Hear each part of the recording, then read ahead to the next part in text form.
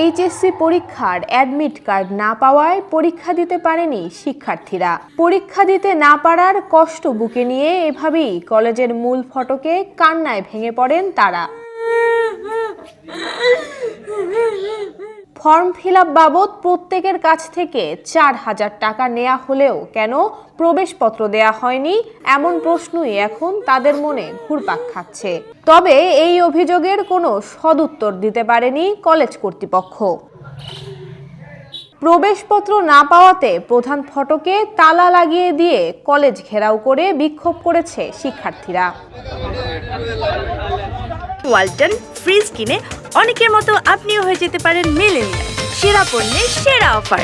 এদিকে প্রবেশপত্র না পাওয়ায় দুশ্চিন্তায় পড়েছেন অভিভাবকরাও। সাধারণ যারা গরিব বাচ্চা বা সাধারণ যেগুলো বাচ্চা, এদেরকে যদি মনে করেন কলেজ থেকে প্রাধান্য দিত, যে তারা যেহেতু অসহায় বা দরিদ্র, আমরা অবশ্যই তাদের জন্য একটু সহযোগিতা করতে পারি।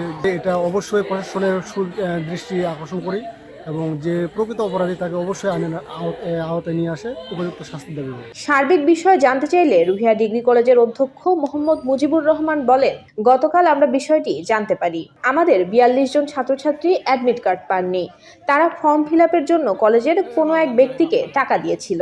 আমাদের কলেজে যারা টাকা জমা করেছে তাদের ফর্ম ফিল আপ হয়েছে, আর যারা অন্যজনকে দিয়েছে তাদের ফর্ম ফিল আপ হয়নি। ফর্ম ফিল আপ কমিটির কাছে যে কয়জন নির্ধারিত ফি দিয়ে ফর্ম ফিল আপ করেছে তাদের সবারই এডমিট এসেছে। এখন ফর্ম ফিল আপ কমিটির বাইরে কে বা কারা কোনো স্টুডেন্ট কার কাছে ফর্ম ফিল আপ করছে এটা অবশ্য কলেজ কর্তৃপক্ষ জানে না, আর জানারও কথা না।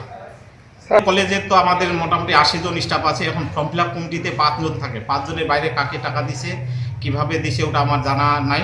তবে বাচ্চাগুলো যদি অভিযোগ করে সেক্ষেত্রে আমি একটা তদন্ত টিম গঠন করে ওর বিরুদ্ধে আমরা ব্যবস্থা নেব।